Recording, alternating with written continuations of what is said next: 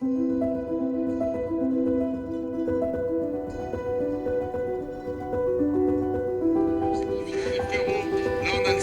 de la mécanique qui a reçu sa nouvelle casse à outils, on va aller voir ça. Ah mais les gars, faut la...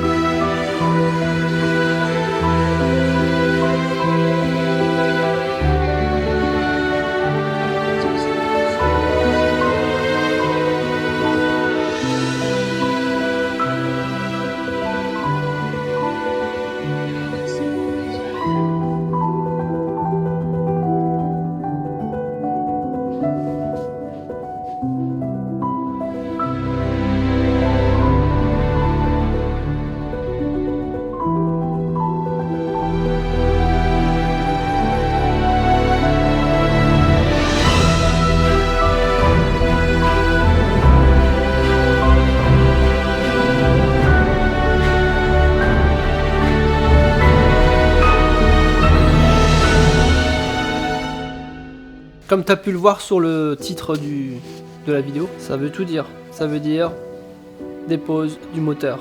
Ensemble, groupe motopropulseur. Je vais tout démonter aujourd'hui, on va tout sortir. Et la première chose à faire, c'est débrancher la batterie.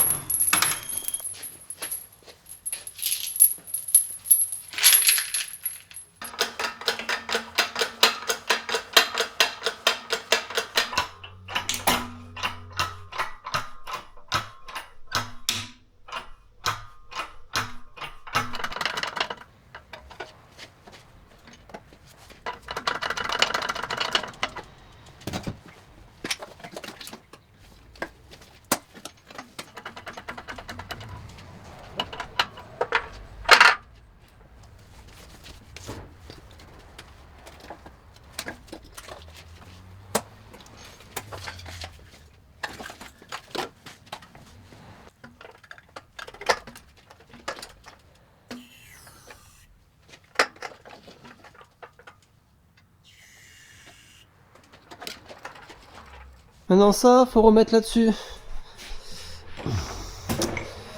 Ouais, c'est un chouïa petit chez moi pour ce genre de chantier. Mais bon, on s'adapte. Hein. On s'adapte.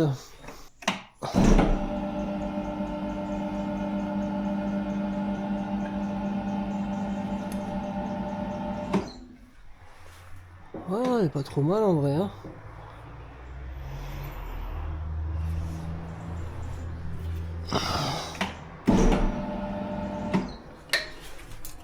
Ouais, pas trop mal.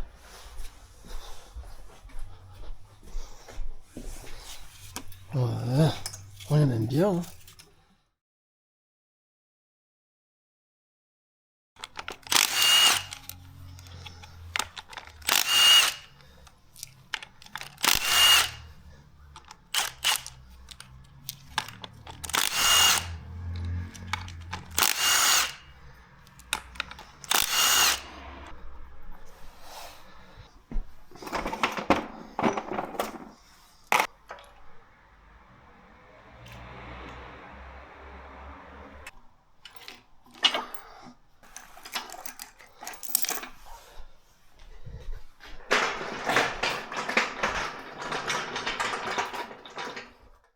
Bon, ça y est, le moteur il est enfin déposé. Bon, c'est un travail qui est quand même de longue haleine parce que ça nécessite beaucoup de démontage. Ce sont des pièces qui sont imposantes.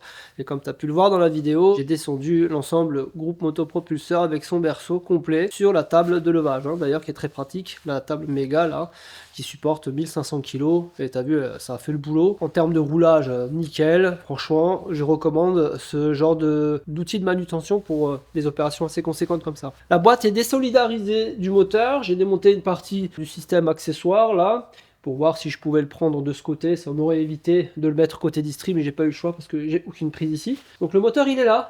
Donc le moteur C-A-K-A. Caca. Ils ont bien trouvé le mot en fait. On va déterminer son problème en démontant le compresseur de suralimentation. Donc c'est une suralimentation par compresseur entraînée par courroie, ici, là. Il y a certainement un problème sur la valve PCV qui permet de décanter l'huile. C'est le reniflard si tu préfères. Je pense que son système de refroidissement, qui permet de refroidir les vapeurs d'huile, fuit et se retrouve directement en contact avec le circuit de graissage. Donc c'est pour ça qu'il y a plein d'eau dans le carter d'huile. Ça c'est une chose. Ensuite je vais te montrer encore un autre truc. Sa boîte robotisée à 7 rapports, c'est la fameuse 0B5 boîte robotisée à double embrayage à main d'huile qui aujourd'hui présente beaucoup de faiblesses sur les premières générations comme celle-ci jusqu'à 2012. Elle est de 2011. Présente pas mal de défauts au niveau du mécatronique, le double embrayage qui tient pas, le capteur de position de rapport dans la boîte. Il y a plein de choses qui ne va pas très bien sur cette boîte de vitesse. Sa fiabilité est pas au rendez-vous. La deuxième génération va mieux. Donc c'est celle-là, la fameuse 0B5, boîte robotisée à double embrayage à 7 rapports. Merci d'avoir regardé cette première partie, ce premier épisode concernant cette fameuse Audi S5. N'oubliez pas de vous abonner pour pouvoir suivre mes aventures, la petite cloche bleue pour être notifié quand les prochaines vidéos vont sortir, et puis les commentaires, les partages qui feront toujours plaisir. Voilà, donc si tu te poses la question, les machines à laver derrière, c'est mes machines perso, hein. Je répare pas les machines à laver. Si tu te posais la question, non, je ne répare pas les machines à laver. J'ai déjà fait, mais je fais pas ça pour les clients. Voilà. Prenez soin de vous, à très bientôt dans de nouvelles aventures. Ciao. yourself reside without